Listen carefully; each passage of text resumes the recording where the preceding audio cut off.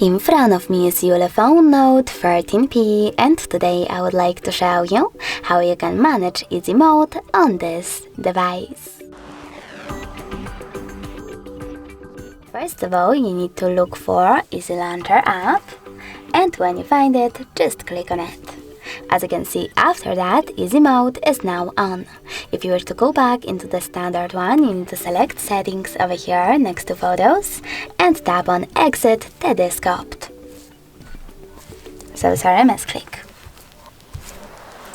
But you can also hold your device's display and click on Launcher settings.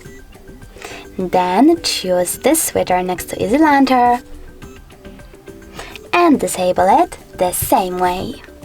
Thanks so much for watching. If you enjoyed this video, don't forget to leave a like, comment and subscribe.